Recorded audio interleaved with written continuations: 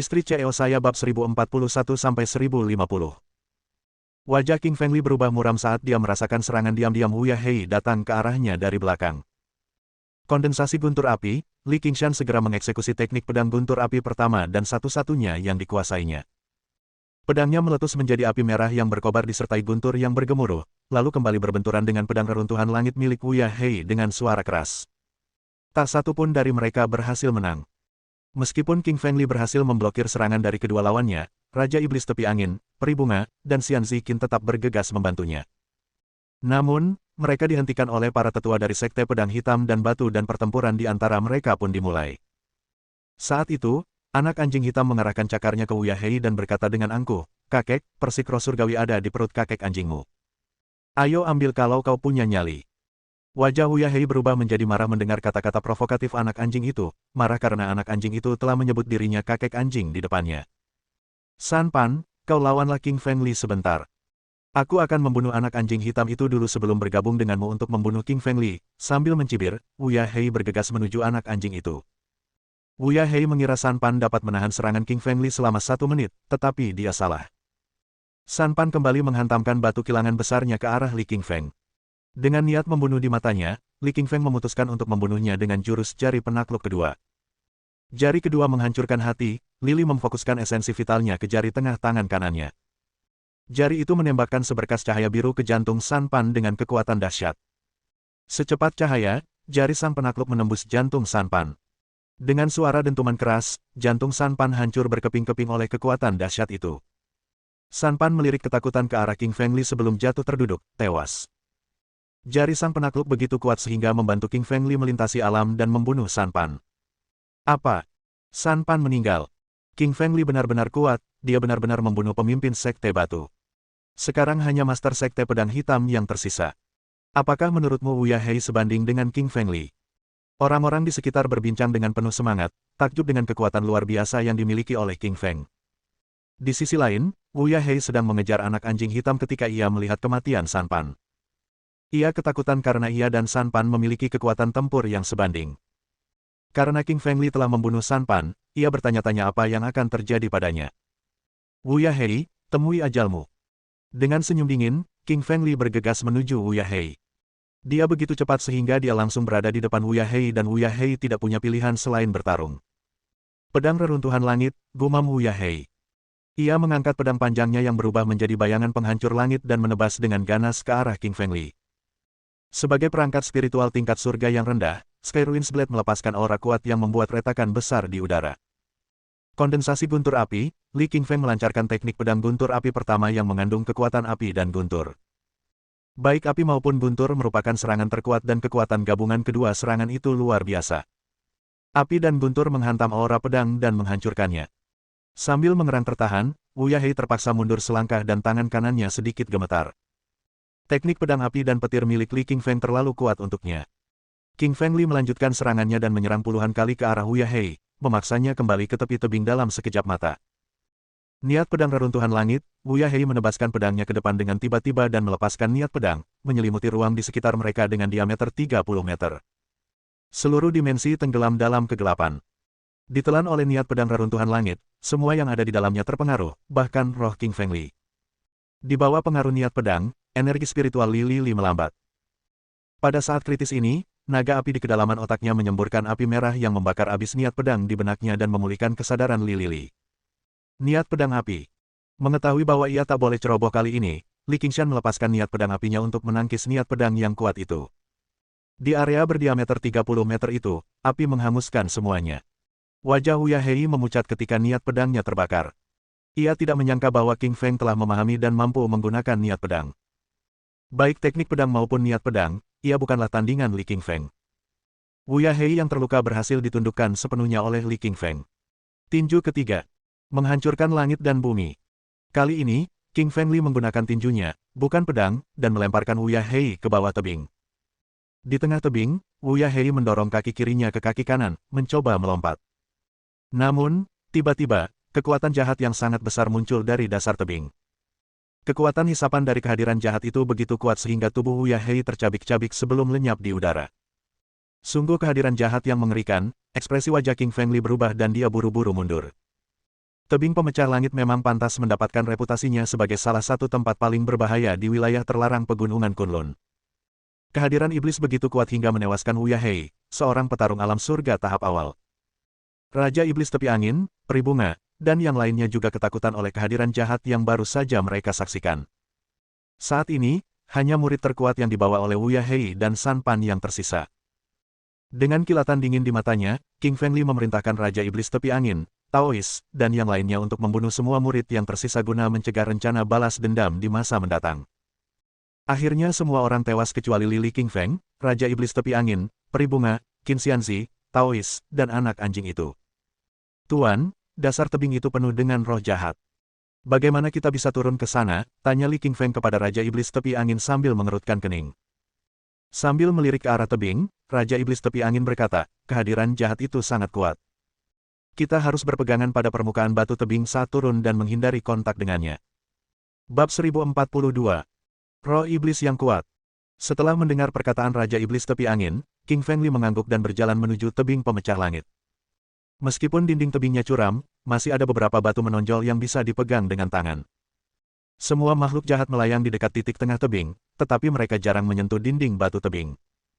Lili dan yang lainnya mengikuti dinding batu dan terus menuruni tebing. Roh jahat yang tajam berputar di sekitar mereka, menciptakan retakan yang tak terhitung jumlahnya di bebatuan dan tanah di sekitarnya.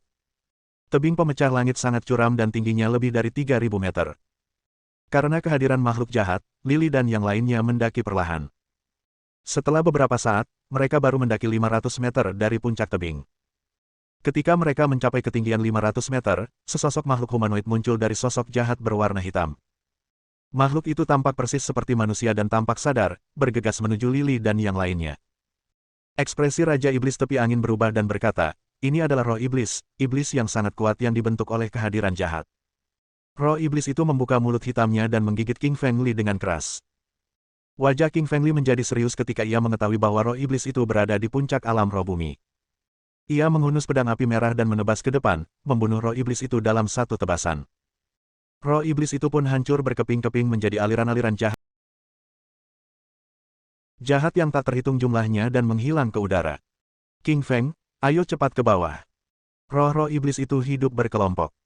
Yang ini hanya pengintai, masih banyak lagi yang akan datang, kata Raja Iblis Tepi Angin kepada Li King Feng sambil ekspresinya berubah. Mendengar nasihat Raja Iblis Tepi Angin, Lili terkejut. Ia tidak menyangka roh-roh iblis itu hidup berkelompok dan akan muncul lebih banyak lagi jika salah satu dari mereka terbunuh. Lili dan yang lainnya turun dengan cepat. Namun, tak lama kemudian, roh-roh jahat yang tak terhitung jumlahnya mulai menyerbu ke arah mereka. Para iblis itu jumlahnya sangat banyak. Dilihat dari kejauhan, lautan hitam roh iblis itu berjumlah ratusan ribu. Mereka semua berada di tahap akhir atau puncak alam roh bumi. Lili menghunus pedang api merahnya dan dengan cepat membasmi roh-roh jahat yang berada di dekatnya. Terkadang ia membasmi 10 roh jahat atau lebih dengan satu tebasan. Bukan hanya King Fengli, tetapi Raja Iblis Tepi Angin, Xianzi Qin, Peri Bunga, dan yang lainnya juga membunuh roh-roh iblis tersebut. Meskipun roh-roh iblis itu bukan tandingan mereka, jumlah mereka terlalu besar. Mereka muncul satu demi satu, dan mustahil bagi mereka untuk membasmi mereka sepenuhnya. Sambil membunuh roh-roh jahat, Lili dan yang lainnya menuruni tebing. Karena roh-roh jahat menghalangi jalan mereka, mereka turun lebih lambat dari sebelumnya. Nak, kau bisa menggunakan formasi susunan untuk menyerang, suara Kaisar Malam Kegelapan terngiang di kepala King Fengli. Senior, saya tidak tahu apa-apa. Aku bisa mengajarimu beberapa pengetahuan sederhana tentang formasi susunan. Karena roh-roh jahat ini memiliki kecerdasan yang rendah, susunan ilusi sederhana dapat menghipnotis mereka. Baiklah, senior, tolong ajarkan padaku, kata King Fengli mengangguk dan penuh semangat. Kaisar Malam Gelap tahu bahwa waktu itu berharga, jadi dia cepat-cepat membacakan beberapa informasi sederhana tentang susunan kepada King Fengli.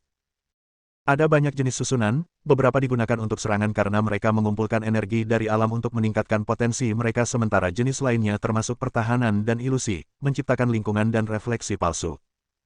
Formasi susunan yang diajarkan Kaisar Malam Kegelapan kepada Lili King Feng adalah susunan ilusi.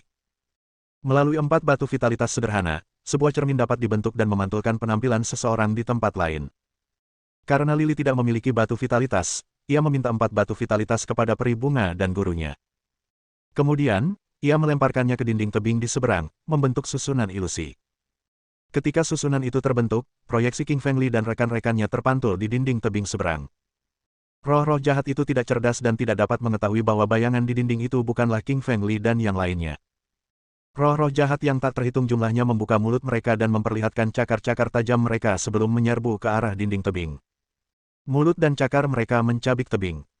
Namun, batu-batu tebing itu terbuat dari meteor yang jatuh, sehingga mustahil bagi roh-roh jahat untuk melewati dinding. Tak satu pun cakar mereka meninggalkan goresan. Tanpa serangan roh jahat, King Feng Li dan yang lainnya turun dengan kecepatan yang jauh lebih cepat. Setelah beberapa saat, mereka telah turun 1.500 meter. Jika mereka naik 1.500 meter lagi, mereka akan berada di dasar.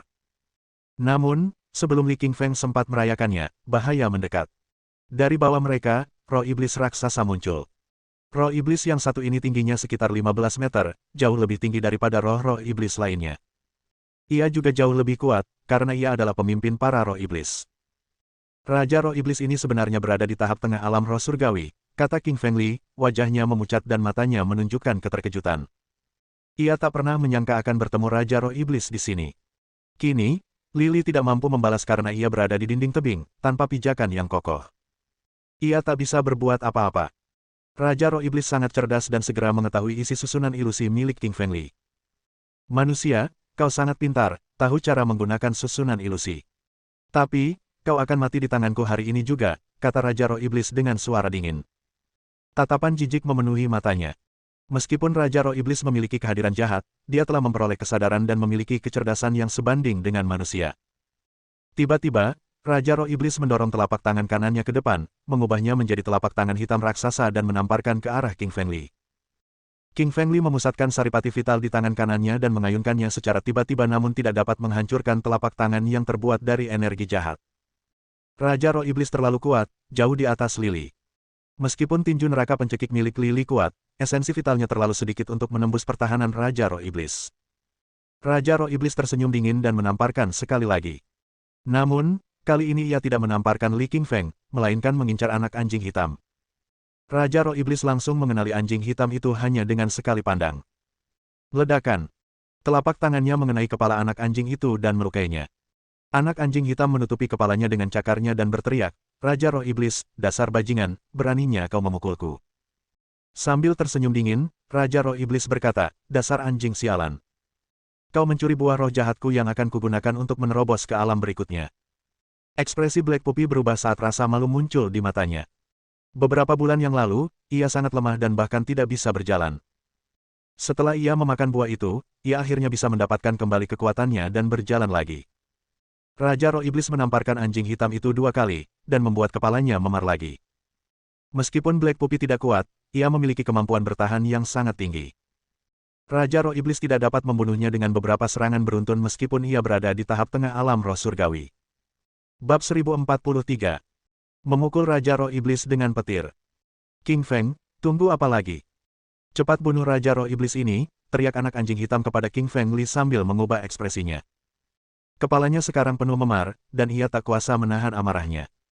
Meskipun anak anjing hitam senang membiarkan Li King Feng disalahkan, ia cukup cerdik, mengetahui bahwa Li King Feng sangat kuat. King Feng Li mengerutkan kening dan berkata, Pupi, kau baru saja melihat bagaimana seranganku tidak mampu mengalahkan Raja Roh Iblis. Petik 2. Anak anjing hitam memutar matanya dan berkata, apa kau bodoh? Raja Roh Iblis terbuat dari energi jahat sehingga rentan terhadap guntur. Kau bisa menghajarnya dengan guntur dan membunuhnya. Setelah mendengar kata-kata anak anjing hitam, ekspresi Lily berubah saat ia menyadari sesuatu. Ia benar-benar lupa tentang mutiara guntur. Ia mengeluarkannya, menyalurkan esensi vital ke dalamnya, dan membangkitkan kekuatan di dalamnya. Perbesar. Guntur merah melesat keluar dari mutiara guntur, meledak di langit dan menghantam Raja Roh Iblis dengan dahsyat. Ledakan. Tubuh Raja Roh Iblis tersambar petir dan meledak, berubah menjadi untaian energi jahat yang tak terhitung jumlahnya. Melihat raja mereka mati akibat sambaran petir, roh-roh jahat lainnya pun lenyap. Tanpa Raja Roh Iblis yang menghalangi mereka, Lily dan yang lainnya terus menuruni bukit. Ketika mereka mencapai ketinggian 2000 meter, bahaya kembali menghampiri mereka. Tiba-tiba seekor ular piton raksasa keluar dari bawah tebing Sky Breaking. Ular piton itu bersisik hitam dan sangat besar. Panjangnya setidaknya 100 meter dan tebalnya 20 meter. Matanya seukuran seluruh tubuh Li, dan ia dapat dengan mudah melahap Li karena mulutnya hampir 30 meter panjangnya. Wajah anak anjing hitam berubah saat berkata, itu Raja Ular Neraka Gelap. Mendengar itu, wajah Lili, peri bunga, dan yang lainnya berubah drastis. Mereka jelas pernah mendengar kisah Raja Ular Neraka Kegelapan sebelumnya. Konon, Raja Ular Neraka Kegelapan adalah monster kuat yang berasal dari dasar neraka. Sungguh mengherankan bahwa monster seperti itu berada di bawah tebing pemecah langit. Raja Ular Neraka Kegelapan berkata dengan dingin, kalian bajingan, kalian cari mati saja. Beraninya kalian datang ke bawah tebing pemecah langit. Apa kalian tidak tahu kalau ini adalah wilayah terlarang di pegunungan Kunlun? Sambil mencibir, King Feng Li berkata, aku di sini untuk menyelamatkan ayahku, dan dia ada di bawah tebing. Raja Ular Neraka Kegelapan menggelengkan kepalanya dan berkata, aku adalah penjaga binatang iblis di tebing ini dan aku melarang siapapun untuk masuk. Setelah mendengarkan Raja Ular, ekspresi Li Qingshan berubah, ia tahu bahwa pertarungan tak terelakkan. Raja Ular Neraka Kegelapan membuka mulutnya dan menyemburkan api hitam.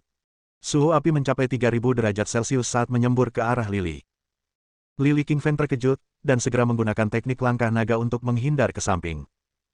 Api hitam meleset dari Li Qingfeng dan menghantam dinding tebing, menghanguskan dinding itu hingga hitam legam. Manusia, kau takkan bisa lolos dari seranganku.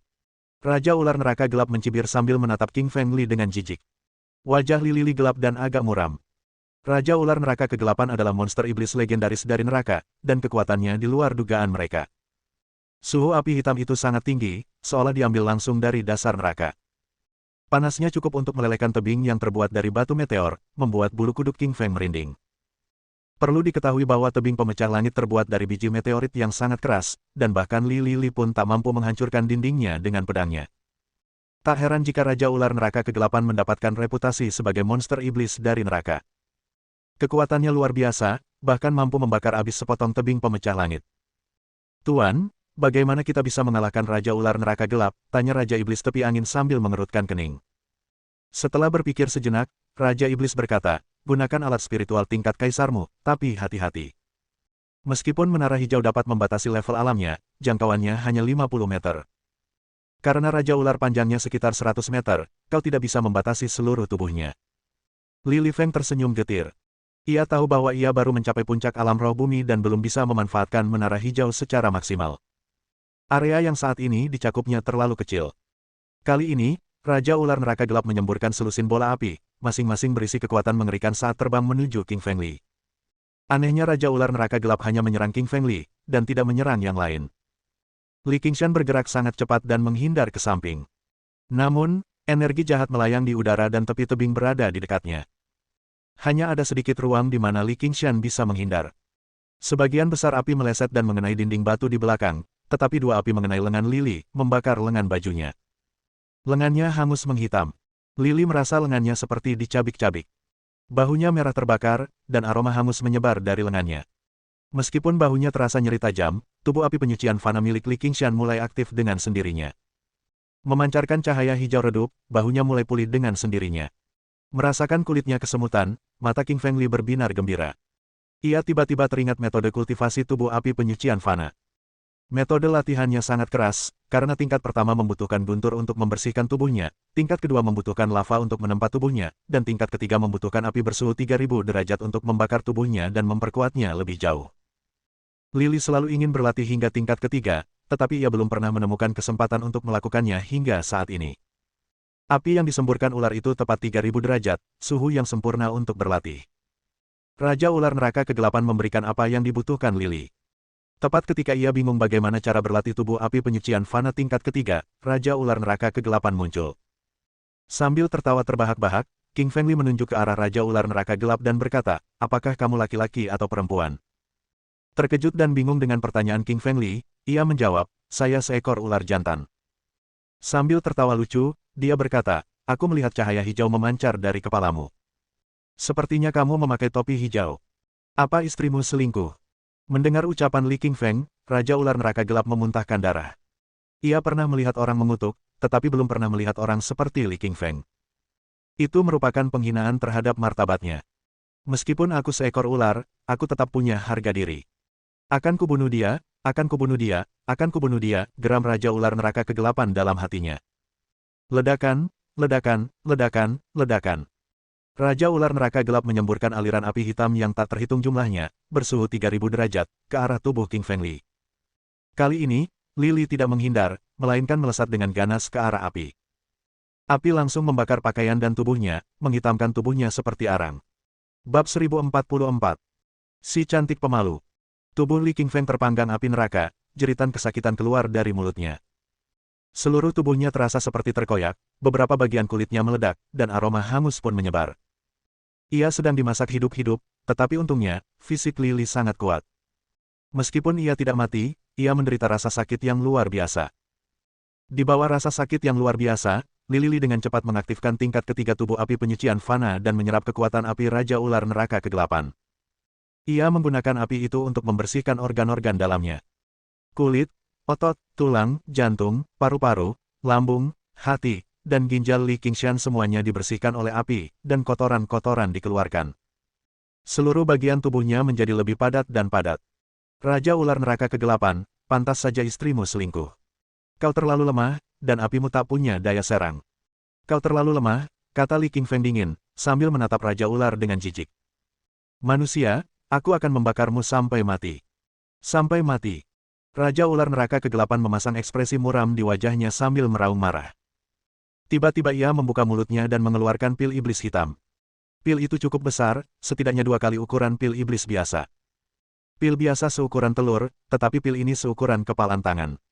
Warnanya hitam legam dan api gelap bersirkulasi di permukaannya, memancarkan aura mengerikan. Gemuruh gelombang. Raja Ular Neraka Kegelapan mengendalikan pil iblis dan menyemburkan seberkas api hitam. Suhu api itu mencapai 4000 derajat Celcius, 1000 derajat lebih tinggi dari api hitam yang disemburkannya sebelumnya. Menghadapi api hitam, wajah Lily tidak berubah. Kebahagiaan terpancar di wajahnya. Kemarilah, Raja Ular Neraka Gelap yang tak berguna, berikan aku lebih banyak api yang ganas, kata King Fengli dengan angkuh sambil tertawa keras. Pil iblis itu bergerak sangat cepat, mengalahkan Lily dalam sekejap mata. Suhunya bahkan lebih tinggi dari sebelumnya. Papa. Suara letupan keras meletus dari tubuh King Feng saat kerangka, otot, dan kulitnya mulai mengeras karena panas. Kali ini, lukanya bahkan lebih dalam. Tulang-tulangnya patah di beberapa bagian tubuhnya sementara ia merasakan nyeri tajam menjalar di seluruh anggota tubuhnya. King Feng merasakan sakit yang luar biasa di sekujur tubuhnya, tetapi ia mulai menggunakan tubuh api penyucian fana dan menyerap api tersebut, mengubahnya menjadi energinya sendiri. Ia menyalurkan energi itu ke dantiannya. Setelah menyerap energi api hitam, inti rohnya bermutasi, berubah dari merah menjadi hitam. Inti roh hitam itu merupakan tanda terobosan ke alam roh surgawi. Pada inti itu, terlihat lekukan. Itu adalah tanda lain dari terobosan. Merasakan kekuatan luar biasa di tubuhnya, kebahagiaan terpancar di wajah Li Qingfeng. Li Qingfeng sekarang berada di tahap awal alam roh surgawi dan memiliki kekuatan yang luar biasa. Tinju neraka pencekiknya pasti sudah cukup kuat untuk menghasilkan kerusakan yang lebih parah lagi. Tidak hanya itu, berkat peningkatan kekuatan ini, Lily dari Li Qingfeng kini dapat mengendalikan menara hijau dengan lebih baik. Jangkauannya meningkat dari 50 meter menjadi 100 meter, setara dengan jangkauan Raja Ular Neraka Kegelapan.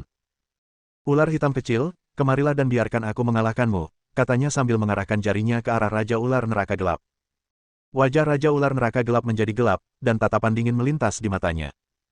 Ia adalah Raja Ular, tetapi ia dihina dan disebut ular kecil oleh Lily. Ia gemetar karena amarah. Raja Ular Neraka Kegelapan tahu bahwa apinya tak berguna melawan Li Qingfeng. Ia menerjang ke arah Li Qingfeng dan membuka mulut raksasanya, berniat melahap Li Qingfeng bulat-bulat. Semua makhluk setara, penindasan alam, setelah menghancurkan menara hijau, Lily menggunakan perangkat spiritual kaisar untuk menembakkan 2 sinar hijau. Sinar-sinar itu menyelimuti Raja Ular Neraka Gelap dan dirinya sendiri. Di bawah cahaya menara hijau, level Raja Ular Neraka Gelap menurun drastis dan akhirnya berhenti di tahap pertama alam roh surgawi, level yang sama dengan King Fengli. Karena King Fengli berhasil mencapai tahap pertama alam roh surgawi, dia dapat menempuh jarak 100 meter dengan menara hijau.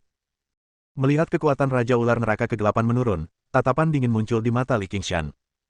Ia tak terkalahkan di wilayahnya. Karena Raja Ular berada di wilayah yang sama dengannya, ia bukanlah tandingan Li Qingshan. King Fengli dengan cepat melesat keluar seperti roket dan muncul di samping Raja Ular Neraka Gelap. Ia mengayunkan tinjunya ke arah Raja Ular, dengan kekuatan dahsyat yang terkandung dalam pukulannya. Ia meninju tubuh Raja Ular dan menghancurkan sisik-sisiknya. Jeritan kesakitan keluar dari mulut Raja Roh Neraka Kegelapan. Ini adalah pertama kalinya ia terluka sejak mengambil alih tebing pemecah langit. Ia mengibaskan ekornya melengkung ke arah tubuh Li Qingfeng. Kali ini, Lili tidak menggunakan tinjunya. Ia menendang keras dengan kaki kanannya dan menginjak ekornya, merobek sisiknya, dan darah hitam mengucur deras. Legenda mengatakan bahwa Raja Ular Neraka Kegelapan adalah binatang iblis dari neraka dan memiliki darah hitam, bukan merah. Tak seorang pun akan menyangka hal itu benar. Manusia, beraninya kau melukaiku. Aku akan membunuhmu, teriak Raja Ular Neraka Gelap dengan marah dan menyerang ke arah King Feng Li. Ledakan, ledakan, ledakan, ledakan. Li Qingfeng secepat kilat. Ia melompat ke punggung Raja Ular Neraka Kegelapan dan, sambil mengayunkan tinju neraka pencekiknya, ia terus-menerus meninju Raja Ular. Tak lama kemudian, tubuh Raja Ular dipenuhi lubang. Tubuh Raja Ular Neraka Kegelapan hancur berkeping-keping, darah hitam menyembur keluar dari tubuhnya. Matanya meredup, napasnya menghilang. Dengan suara, bom tubuhnya jatuh ke bawah tebing. Bos, kau kuat sekali. Tapi telanjang itu tidak baik, cepat pakai bajumu, kata Taois sambil menatap King Feng Li dan tertawa. Lili sangat gembira mendengar bagian pertama kalimat Taois itu. Namun, rasa malu muncul di wajahnya setelah mendengar bagian kedua. Seluruh pakaiannya terbakar. Peri Bunga dan Xian Ziqin melihat Lili yang telanjang bulat. Mereka berdua tersipu malu dan berbalik. Ih, kenapa Lili Qingshan cuma berdiri telanjang di sana? Apa dia tidak malu, pikir Peri Bunga sambil jantungnya berdebar kencang, seperti rusa kecil yang sedang melompat-lompat. Adapun Xian Ziqin, wajah cantiknya berubah menjadi merah darah seolah-olah itu adalah apel matang yang memancarkan aura yang kaya. Kedua wanita itu tampak malu-malu dan canggung. Mereka tidak berani menatap Lili, meskipun hati mereka mengatakan sebaliknya. Syukurlah, saat rombongan memasuki pegunungan Kunlun, Taois membawa ransel yang berisi pakaian. King Feng Li mengambil kemeja dari Taois dan segera memakainya, menghilangkan rasa malunya. Saya sudah selesai berpakaian, kalian bisa melihat sekarang, kata King Feng Li sambil tersenyum pada kedua wanita itu. Mendengar itu, Peri Bunga dan Xian Ziqin berbalik dan menatap tubuh Li Qingfeng.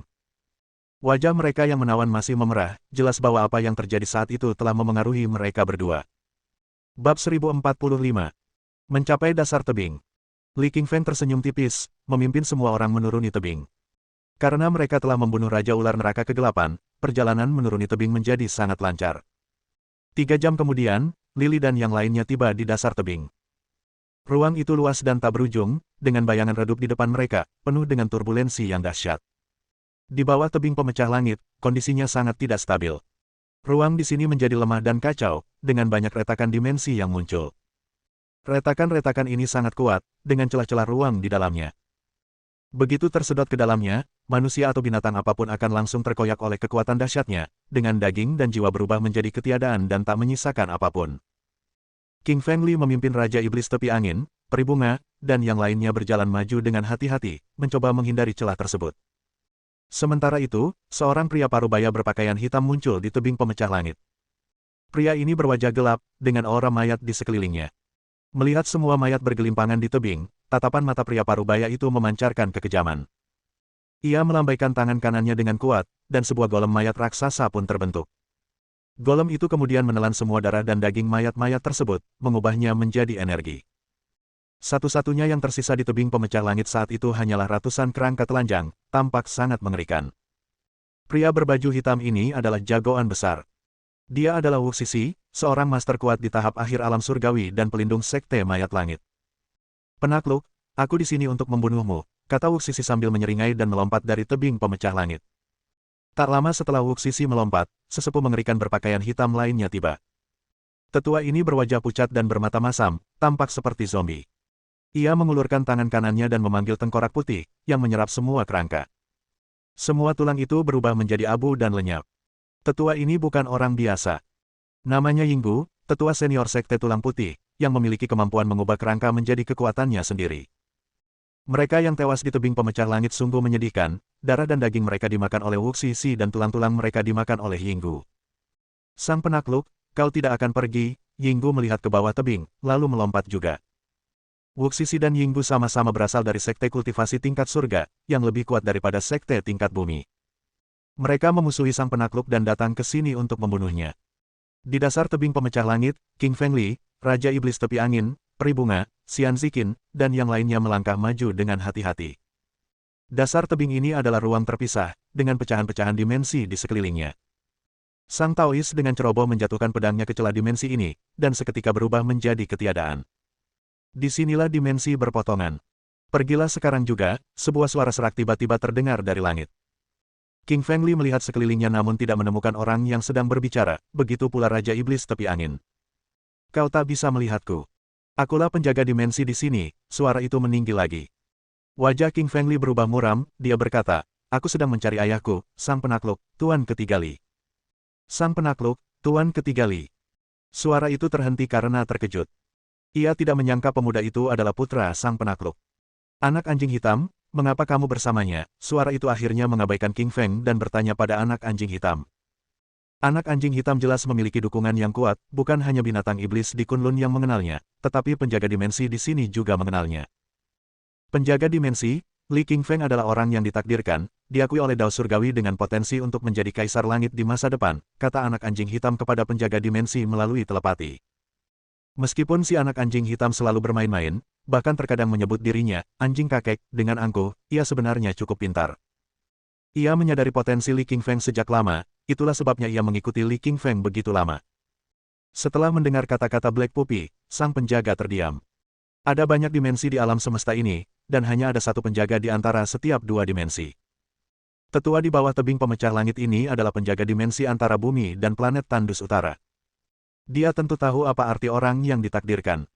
Orang-orang ini semua dipilih oleh Dao, dengan garis keturunan Dao Surgawi kuno tertentu yang terkandung di dalam tubuh mereka. Turbulensi di atas pecahan-pecahan dimensi terus berkumpul, membentuk ilusi seorang lansia. Matanya begitu dalam, dengan dua bola mata yang seolah berputar seperti planet, mengandung kekuatan istimewa. Tetua itu menatap Lili dengan tenang, melihat planet-planet berputar, matahari dan bulan berputar balik, dan waktu berputar mundur. Ia tampaknya memiliki kemampuan untuk mengamati masa lalu, masa kini, dan masa depan. Namun dengan matanya, dia hanya bisa melihat kekacauan di masa lalu, masa kini, dan masa depan King Feng Li, dengan segalanya tampak redup dan kabur. Tidak ada apa-apa. Si tetua terkejut. Sebagai penjaga dimensi, sang tetua mengetahui segalanya tentang setiap kultivator di bumi dan planet Tandus Utara, termasuk masa lalu, masa kini, dan masa depan mereka. Mengambil contoh Taois, hanya dengan sekilas pandang, sang tetua telah melihat seluruh hidupnya. Taois adalah seorang yatim piatu dan ditinggalkan dalam keranjang di kaki Gunung Wudang. Kini, ia telah menjadi saudara Lili dan dalam beberapa tahun, ia akan menjadi seorang guru di alam Raja Roh. Semua rahasia tentang kultivator di bumi dan planet Tandus Utara jelas baginya, tetapi dia tidak dapat melihat apapun tentang King Feng Li. Membutakan surga. Tetua itu tiba-tiba teringat kata-kata ini. Pasti ada rahasia besar yang berkaitan dengan Lili, entah dengan harta karun rahasia atau teknik yang ampuh. Dia bisa membutakan langit, membuat penjaga seperti dirinya tidak bisa melihat menembusnya. King Feng Li, aku bisa membiarkanmu lewat dan menemui ayahmu, tetapi itu tergantung pada kekuatanmu sendiri apakah kau bisa menyelamatkannya atau tidak, kata tetua itu setelah berpikir sejenak. Sebagai penjaga dimensi, ia memiliki tugas untuk mencegah manusia mendekati persimpangan bidang, yang dapat menyebabkan gangguan ruang waktu dan mengakibatkan konsekuensi serius. Namun, Lili yang ditakdirkan. Si anak anjing hitam percaya padanya, dan penjaganya pun memutuskan untuk memberinya kesempatan, atau lebih tepatnya, membantunya. Terima kasih, kata Li Qingshan dengan tulus. Dia tahu bahwa penjaga dimensi itu sangat kuat, tanpa persetujuan penjaga itu, dia tidak akan pernah bisa melewatinya. Sang penjaga dimensi melirik Lili, lalu memasuki formasi susunan putih dan menghilang. Sesaat kemudian, ia muncul di planet Tandus Utara. Sebelumnya, sang tetua tidak bisa melihat rahasia Li King Feng. Setelah kembali ke Tandus Utara, ia ingin menemukan cermin kosmik, mencoba memutarbalikkan waktu, dan memeriksa Li King Feng lagi. Bab 1046. Bertemu sang penakluk, guru ketiga Li. Sejak penjaga dimensi pergi, Wu Xixi, penjaga sekte mayat langit dan Yinggu, tetua senior sekte tulang putih, keduanya mencapai dasar tebing dan berjalan maju tanpa masalah apapun. Mereka bergerak cepat tanpa hambatan. Karena kekuatan mereka yang luar biasa, pecahan-pecahan ruang angkasa itu tidak dapat melukai mereka sedikitpun. Tak lama kemudian, mereka mendekat dari belakang King Feng. King Feng Li tidak menyadari bahaya di belakangnya karena dia terlalu bersemangat untuk menemukan ayahnya. 1 jam kemudian, Lili tiba di persimpangan dimensi. Di sana, kondisinya sangat tidak stabil, dengan turbulensi dan pecahan-pecahan beterbangan dan bertabrakan di angkasa luar. Lili melihat ke dalam dan menemukan seorang pria duduk di formasi susunan spasial di depan. Pria parubaya itu berwajah tegas dan tajam, alisnya yang tebal sedikit terangkat, dengan kilauan yang menawan. Pria parubaya ini memancarkan energi yang kuat dari tubuhnya langsung ke langit, tetapi ada jimat emas di kepalanya. Selembar kertas sepanjang 20 cm itu memancarkan cahaya keemasan dengan simbol-simbol kuno berbentuk kecebong yang samar-samar terukir di atasnya. Di tengahnya terdapat kata, segel, menekan pria ini dalam formasi susunan spasial tingkat raja. Ayah, teriak King Feng Li sambil terkejut. Pria parubaya yang ditekan oleh jimat emas ini adalah ayah King Feng, yang dikenal sebagai guru ketiga keluarga Li dan juga sang penakluk. Mendengar suara King Feng, sang penakluk menoleh. Ia terkejut dan bertanya, King Feng, kenapa kau di sini? Aku di sini untuk menyelamatkanmu, jawab King Feng. Sang penakluk mengangguk dan berkata, kau harus melepaskan jimat emas di kepalaku terlebih dahulu. Berhati-hatilah terhadap binatang iblis dimensi dalam formasi susunan tingkat raja ini. Mereka tak terlihat di angkasa dan sangat berbahaya. King Feng Li mengangguk saat dia melangkah maju, bersiap memasuki barisan dan menyelamatkan ayahnya. Tut, tut. Anak kecil, berhentilah bermimpi menyelamatkan ayahmu, sebuah suara dingin tiba-tiba terdengar. Seorang pria parubaya berpakaian hitam berjalan keluar dari belakang dengan golem mayat yang kuat di sisinya. Siapa kamu? Tanya King Feng Li dengan heran. Dia agak takut dengan aura mengerikan yang dirasakannya dari pria ini. Tut, aku Wuxisi, pelindung sekte mayat langit dan musuh ayahmu. Kau dan ayahmu akan mati di sini hari ini, Wuxisi menyeringai dingin dan berkata kepada King Feng Li. Kemudian, sang penakluk, yang sedang duduk di dalam formasi susunan dimensi tingkat raja, berbicara dan berkata, Wuxisi, aku seharusnya membunuhmu 15 tahun yang lalu. Penakluk, justru karena kau tak melakukannya, aku bisa datang ke sini untuk membalas dendam. Sekilas niat membunuh terpancar dari mata Wuxisi. Sang penakluk melirik Wuxisi lalu berkata ke arah belakangnya, Yinggu, karena kau sudah sampai di sini, tunjukkan saja dirimu. Kenapa kau masih bersembunyi? Seorang tetua berpakaian hitam berjalan keluar dari belakang, dengan wajah pucat seperti zombie dan memancarkan aura yang kuat, yang bahkan lebih kuat dari Wuxisi. Li Feng terkejut. Ia tak pernah menyangka akan diikuti oleh dua guru yang tak tertandingi tanpa ia sadari. Wuxisi dan Yinggu berjalan menuju Li King Feng dengan tatapan membunuh. Tujuan mereka sederhana, membunuh putra sang penakluk terlebih dahulu. Wuxisi mengeluarkan sebuah bel, yang seluruhnya berwarna hitam dengan tulisan, mayat di atasnya. Ia menggoyangkan bel itu pelan, menimbulkan suara keras. Mendengar suara ini, mata golem mayat itu berubah menjadi hijau berkilau dan ia melompat 3 meter ke udara. Golem mayat ini adalah makhluk kuat di tahap akhir alam surgawi. Ia mencakar udara dengan cakarnya, dan melesat tepat di depan Li dengan aura dingin. Kakak Li, hati-hati. Cakar tajam golem itu mengandung kimayat hidup, teriak peri bunga khawatir. Sebagai orang suci dari Istana 100 Bunga, lapisan lain dari segel teratai kuno terungkap di dalam dirinya, yang memungkinkan peri bunga memperoleh pengetahuan tentang golem mayat. Tinju ketiga menghancurkan langit dan bumi, Li melancarkan teknik ketiga tinju neraka cekik, memunculkan tinju hitam raksasa. Dengan kekuatan penekan neraka, tinju itu menghantam keras cakar golem mayat, membuatnya mundur beberapa langkah. Meskipun golem mayat itu memiliki tingkat kultivasi yang lebih tinggi darinya, tubuh Li telah ditempa dalam gumpalan api neraka dari Raja Ular Neraka Kegelapan. Ia telah menyelesaikan kultivasi tingkat ketiga tubuh api penyucian fana, yang membuatnya tak terkalahkan di alam surgawi.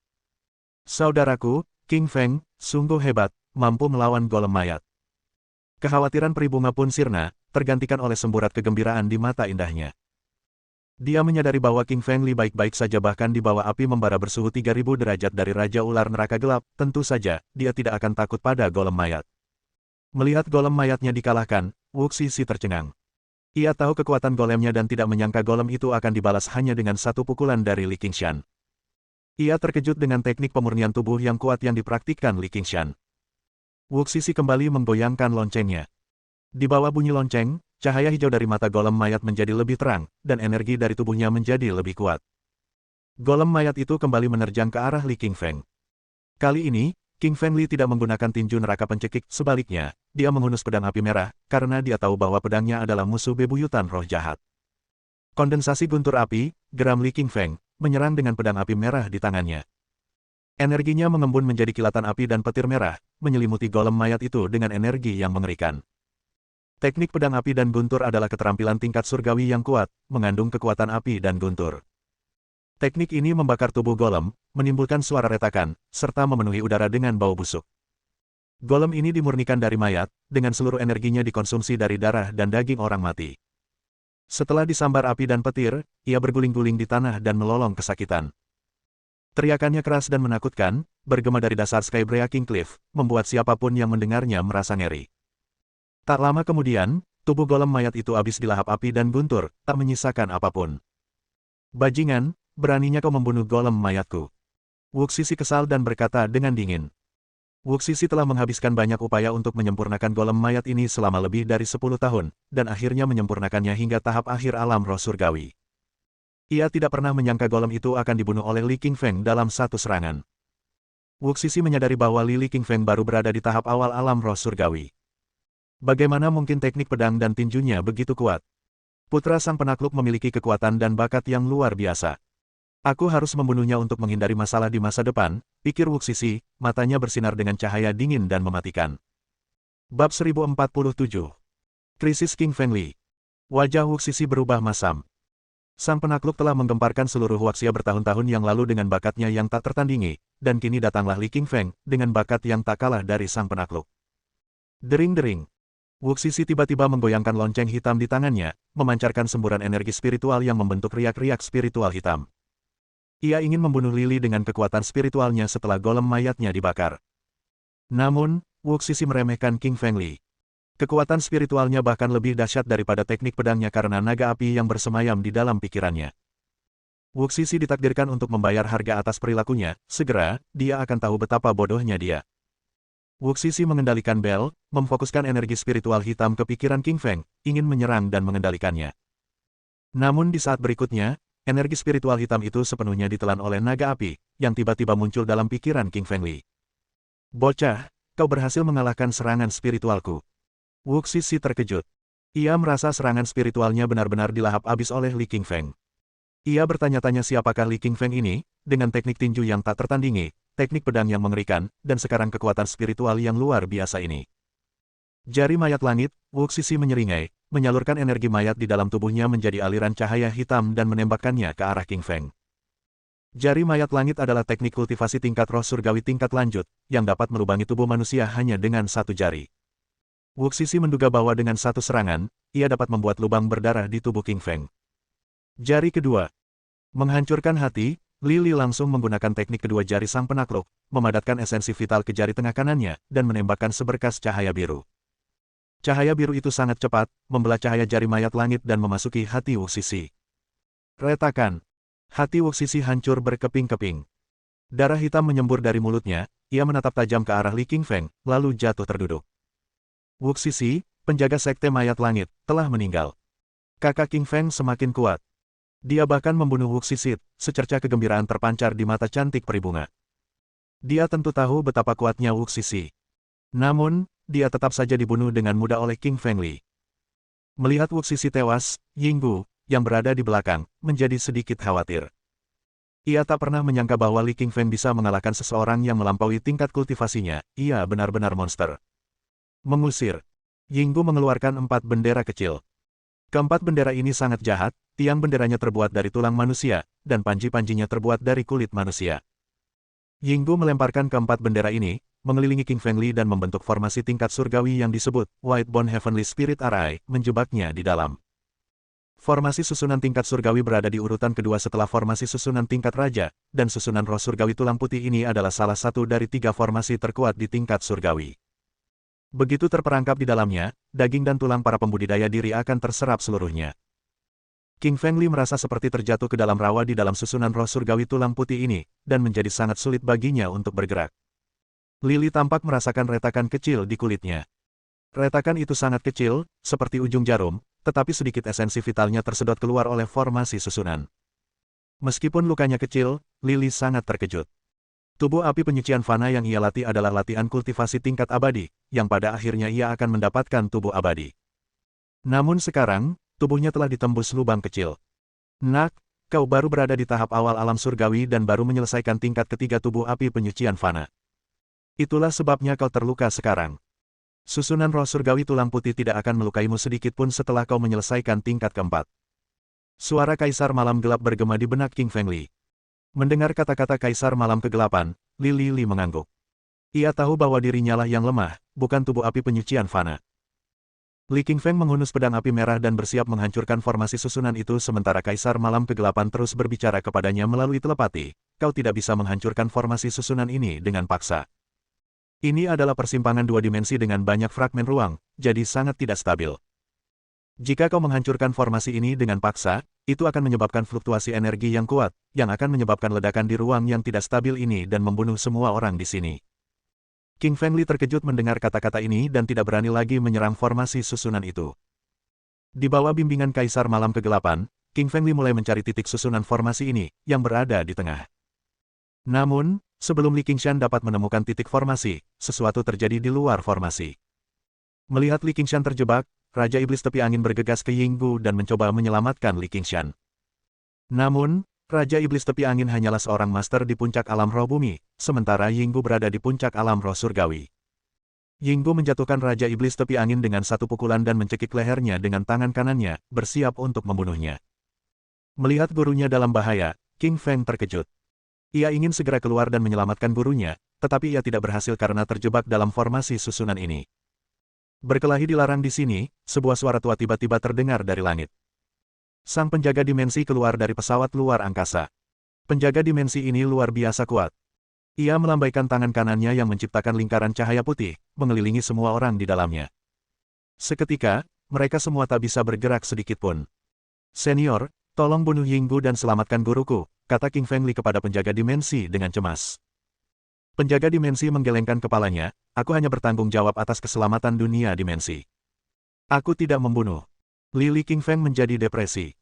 Ia tidak menyangka penjaga dimensi akan langsung menolaknya. Penjaga dimensi tiba-tiba teringat sesuatu.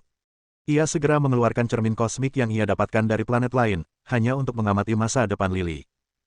Penjaga dimensi mengaktifkan cermin kosmik, memancarkan cahaya putih ke tubuh King Feng, membalikkan ruang dan waktu. Dengan cermin kosmik ini, penjaga dimensi dapat melihat keadaan 500 tahun sebelum dan sesudahnya, yang memungkinkannya melihat sekilas masa depan King Feng Li. Di sungai waktu, dia melihat King Feng Li duduk di kereta naga, dengan 9 naga di depan. Anjing. Hanya dalam sekejap, kereta dan 9 naga menghilang, dan sungai waktu kembali kacau. Sang penjaga dimensi memuntahkan darah dan terluka parah. Kereta 9 naga, itulah adegan Kaisar Langit berlayar di dalam kereta yang ditarik oleh 9 naga. Sang penjaga dimensi sangat takjub. Apakah suatu hari nanti Li King Feng akan menjadi Kaisar Langit? Dengan kemungkinan ini, sang penjaga dimensi benar-benar terkejut, bahkan lebih terkejut daripada jika ia mendapati istrinya selingkuh. Bab 1048. Monyet Iblis Dimensi. Waktu berlalu sementara pemandangan kereta 9 naga hanya berlangsung beberapa detik, lalu menghilang dalam kekacauan. Namun, penjaga dimensi tidak akan pernah melupakan apa yang baru saja dilihatnya seumur hidupnya. King Feng, apa yang barusan kau suruh aku lakukan? Tanya penjaga dimensi sambil menahan rasa takut di dalam hatinya. King Feng tersenyum, aku ingin kau membunuh Yinggu, dan menyelamatkan tuanku. Petik 2. Baiklah, aku akan membantumu membunuh Yinggu, penjaga dimensi mengangguk tanpa ragu. Bahkan jika Tuhan menghukumku, aku akan tetap membunuhmu karena King Feng punya potensi masa depan yang tak terbatas. Dia bahkan mungkin menjadi kaisar. Penjaga dimensi tersenyum saat matanya menjadi dingin dan penuh niat membunuh. Yinggu ingin melarikan diri, tetapi di bawah teknik penindasan penjaga dimensi, dia bahkan tidak bisa menggerakkan satu jari pun. Bang! Tangan kanan penjaga dimensi membentuk telapak tangan raksasa yang menutupi seluruh langit. Ia menghancurkan Yinggu hingga menjadi pasta hanya dengan satu tamparan. King Feng menghirup udara dingin. Penjaga dimensi ini terlalu kuat. Dia bisa meremukkan seorang master alam roh surgawi tingkat puncak sampai mati, jadi dia setidaknya harus berada di alam raja roh atau lebih tinggi. Ledakan. Tak lama setelah penjaga dimensi membunuh Yinggu, kilat menyambar langit dengan kecepatan melebihi kecepatan cahaya. Petir itu menyambar penjaga dimensi dan membakar tubuhnya. Tiba-tiba, ia tampak 10 tahun lebih tua, dan kehilangan kekuatannya yang luar biasa. Ia langsung terdegradasi ke tahap puncak alam roh surgawi. Semua orang yang menyaksikan ini tidak percaya sama sekali. Sang penakluk memasang ekspresi rumit, katanya, Feng kecil, kau berutang budi pada penjaga dimensi. Dia membunuh Yinggu untukmu, dan sekarang dihukum oleh Dao Surgawi karenanya. Ekspresi wajah King Feng berubah ketika mendengar kata-kata sang penakluk. Ia menghampiri penjaga dimensi, membungkuk, dan berterima kasih, terima kasih telah membantuku. Jika kau butuh bantuan, ketahuilah bahwa aku akan melakukan apa saja. Sang penjaga dimensi tersenyum getir dan berkata, cari ayahmu, tubuhku terluka parah. Aku tak bisa menolongmu lagi. King Feng membungkuk lagi setelah mendengar kata-kata penjaga dimensi, dan kemudian dia berjalan menuju ke arah formasi tempat ayahnya terperangkap. Dari penuturan ayahnya, King Feng tahu bahwa itu adalah susunan dimensi tingkat raja, yang sangat berbahaya karena terletak di persimpangan antara dua dimensi. Dengan hati-hati, King Feng melangkah masuk ke dalam susunan dimensi. Begitu masuk, ia merasakan gejolak dahsyat dari angkasa, seolah-olah tubuhnya terkoyak. Untungnya, ia dilatih dalam teknik tubuh api penyucian fana, sebuah teknik pengembangan diri yang mampu menekan kekuatan neraka. Tubuhnya menjadi sangat kuat, sehingga mampu menangkal turbulensi di dalam dimensi. 10 meter jauhnya, sebuah cakar ganas tiba-tiba muncul dari belakangnya dan mengayun ke punggungnya. King Feng segera menggunakan langkah naga, dan dengan mengerahkan kekuatan ke ujung kaki kirinya, dia berputar 180 derajat, nyaris lolos dari serangan cakar itu. Cakar itu menghilang tiba-tiba seperti kemunculannya, karena King Feng tidak melihat apapun selain angin kencang yang disebabkan oleh serangan itu. Hati-hati, itu adalah binatang iblis dimensi. Tubuhnya bersembunyi di dalam angkasa, kata Kaisar Malam Kegelapan dari kejauhan. Ekspresi wajah King Feng berubah muram. Ia belum pernah melihat binatang iblis dimensional, tetapi ia tahu betapa kuatnya mereka. Binatang iblis ini selalu tersembunyi secara misterius, dan tanpa pengetahuan tentang susunan dimensional, mustahil untuk melihatnya. Wus! Cakar hitam tajam itu muncul lagi, kali ini di kaki kanan King Feng. Sebelum dia sempat bereaksi, sepatu kanannya sudah tertancap di lubang besar. Meskipun kulit King Feng tebal, cakar tajam itu masih meninggalkan 5 bekas cakar yang jelas di kakinya. Matanya terbelalak kaget. Binatang iblis dimensional ini terlalu cepat, membuatnya tak punya kesempatan untuk bereaksi. Ia juga tersembunyi di angkasa, sehingga mustahil untuk dideteksi. Kemudian, suara Kaisar Malam Gelap terngiang di kepala King Feng, "Bocah kecil, izinkan aku mengajarimu sedikit ilmu arai."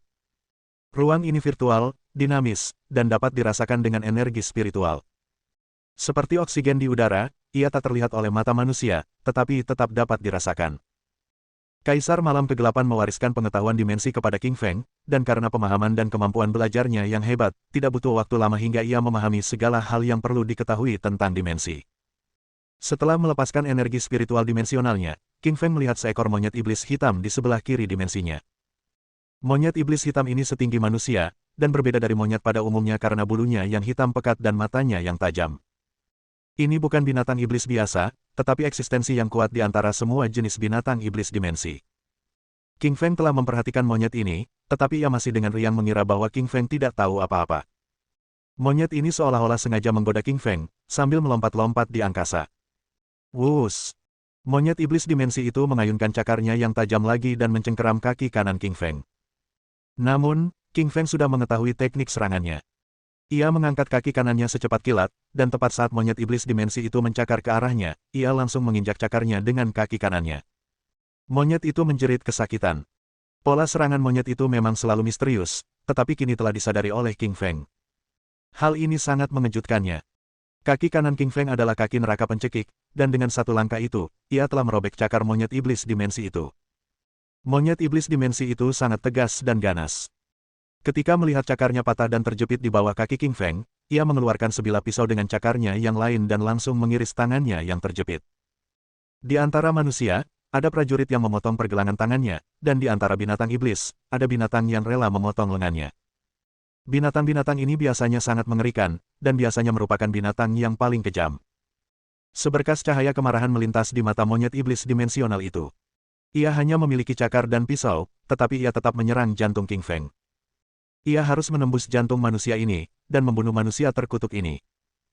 King Feng telah memperoleh pengetahuan dimensi, ia melihat bilah pedang monyet itu, dan dengan jentikan 2 jari, ia berhasil memegang bilah pedang itu. Dengan suara, bilah pedang itu terbelah 2 dan jatuh ke tanah. Setelah King Feng mematahkan bilah pedang itu dengan tangan kanannya, dia menarik cakar monyet iblis dimensi itu dan melemparkannya ke ruang lain. "Biarkan aku pergi," pinta monyet iblis dimensi itu. King Feng mencibir, lalu segera mematahkan lehernya dan membunuhnya. Dia tidak pernah menyerah pada ancaman, apalagi jika itu hanya sekadar monyet iblis dimensi. Bab 1049. Menyelamatkan ayahnya. Kau sungguh hebat, Kakak Li. Kau berhasil membunuh monyet iblis dimensi itu. Wajah menawan Peribunga berseri-seri gembira sementara mata indahnya berbinar kagum. Peribunga mungkin telah membangkitkan segel teratai di dalam dirinya dan memiliki kekuatan besar, tetapi dia tidak memahami hukum dimensi yang mendasarinya. Jika dia memasuki susunan dimensi tingkat raja, dia tidak akan sebanding dengan monyet itu. Qin Xianzi pun mengangguk. Bagi mereka, King Feng terlalu kuat dan misterius, dan ia menyimpan banyak rahasia, masing-masing dengan kejutannya sendiri. Tak hanya Peri Bunga dan Xianzi yang terkejut, sang penakluk pun terkejut. Ia tak menyangka putranya sendiri bisa sekuat itu, dan mampu membunuh monyet iblis dimensi itu. Setelah King Feng membunuh binatang itu, dia maju ke depan. Tak lama kemudian, ia mengerutkan kening saat melihat makhluk iblis dimensi lain di belakangnya. Makhluk itu adalah buaya dimensi dengan tubuh besar sekitar 10 meter panjangnya. Seluruh tubuhnya bersisik hitam, dan ekornya yang panjang dan kurus tertutup duri.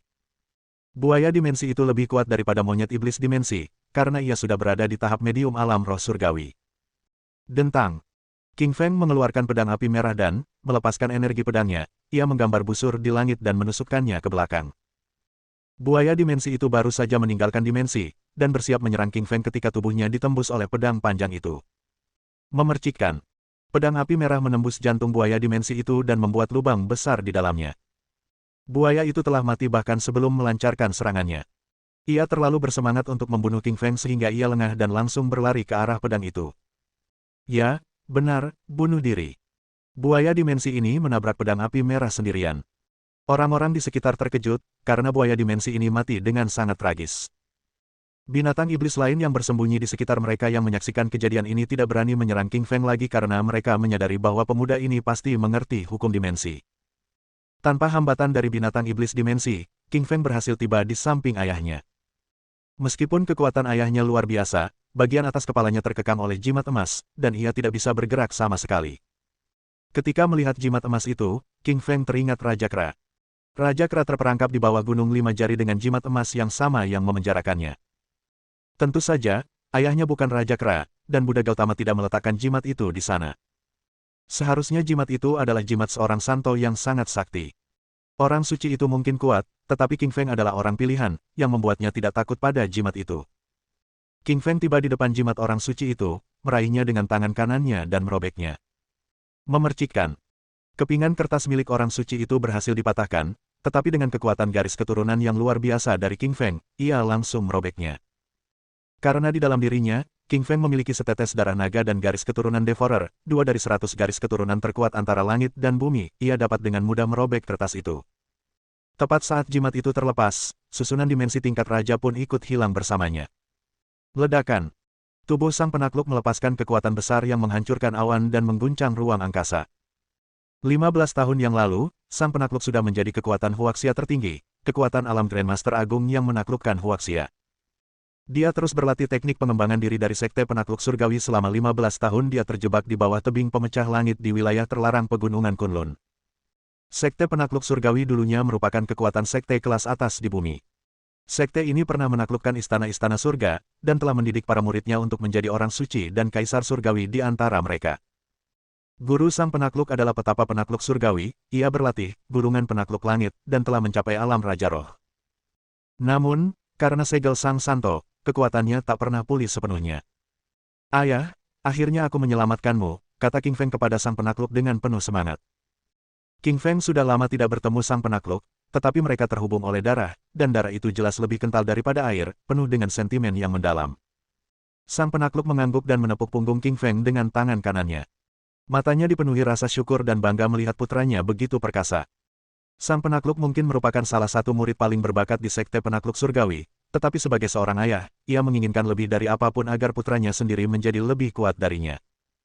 Tepat saat itu, penjaga dimensi berkata, "Penakluk, kau tidak bisa tinggal di bumi. Kau harus segera pergi atau orang suci langit tandus yang menjebakmu akan mengejarmu." Sang penakluk mengangguk setuju. Ia jelas tahu kekuatan luar biasa dari Saint Skybaren. "Ayah, kau mau pergi?" tanya King Qing dengan bingung. King Feng baru saja menyelamatkan ayahnya, dan ingin membawa ayahnya kembali ke Huaxia untuk pernikahannya dan Suelin, tetapi ayahnya harus segera pergi. Sang penakluk memandang King Feng dan berkata, "Pertama, aku harus menghindari orang suci itu. Jika aku tinggal, itu hanya akan membawa masalah bagimu. Kedua, aku harus pergi mencari ibumu." "Ibu." Wajah King Feng menjadi kosong, dia hanya ingat bahwa ibunya telah meninggalkan Huaxia ketika dia masih muda, dan mereka tidak pernah bertemu lagi. "Ayah, kemana ibu pergi?" tanya King Feng, jelas dia masih menyimpan rasa rindu yang mendalam pada ibunya.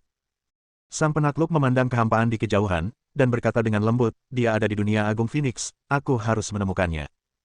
Grand World of Phoenix. King Feng sangat bingung, karena dia belum pernah mendengar tentang dunia agung ini. Ada ratusan juta bintang di alam semesta, dan mereka mewakili 100 juta planet. Ada 3.000 dunia besar, 10.000 dunia menengah, dan 100.000 dunia kecil.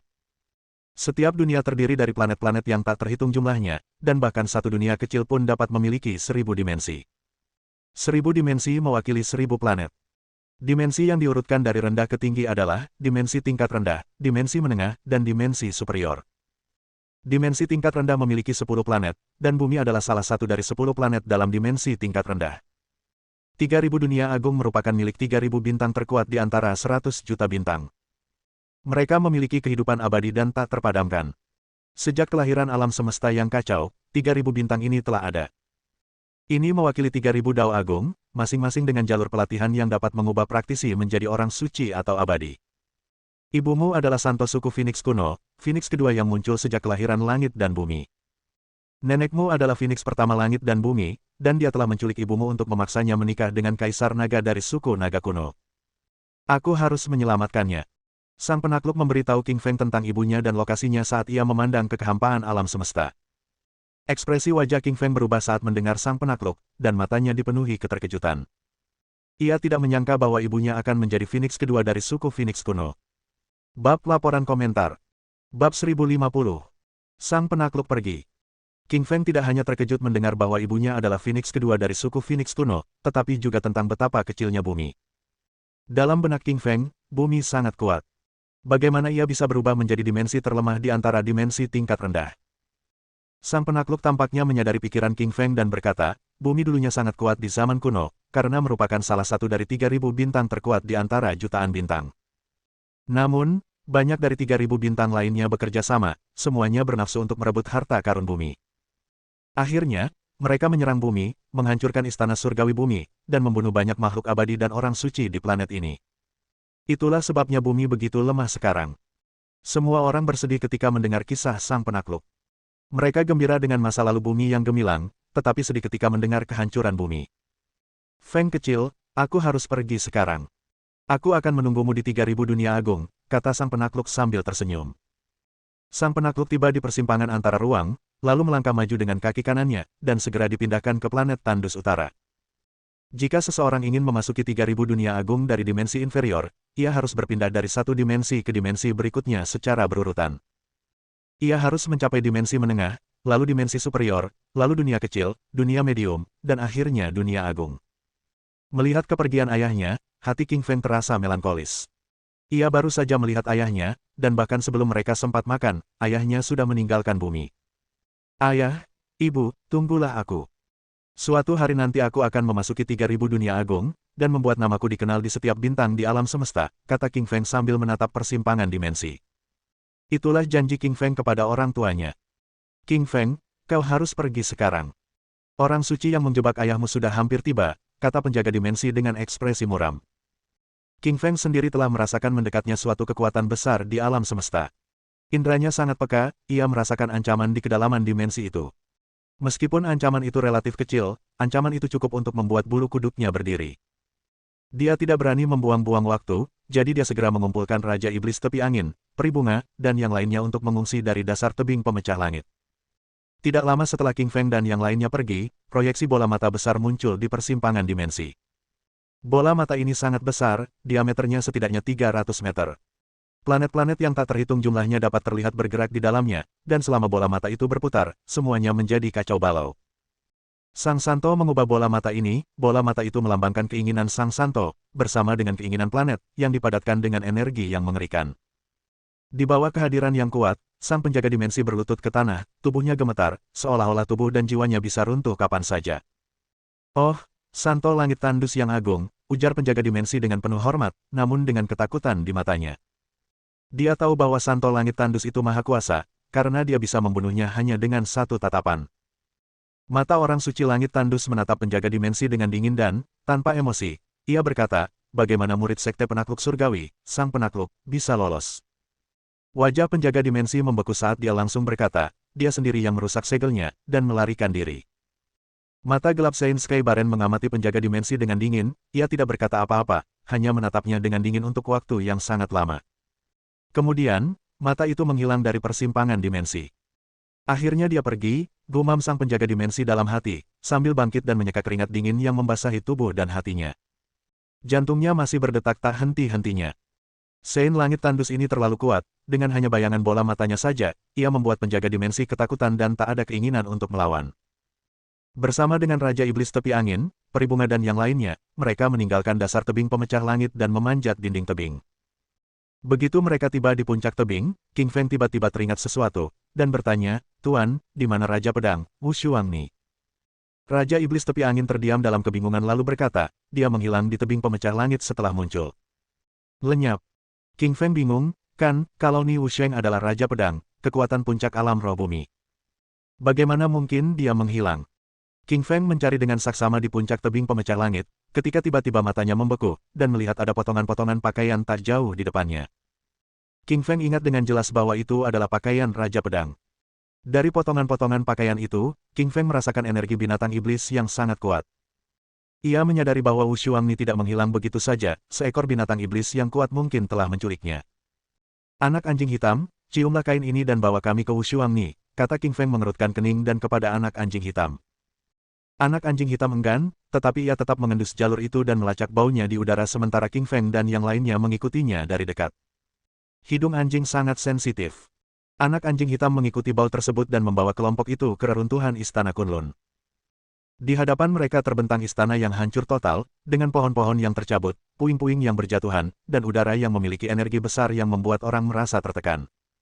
"Pupi, apakah kamu yakin Paman Ni ada di dalam?" tanya King Feng mengerutkan kening.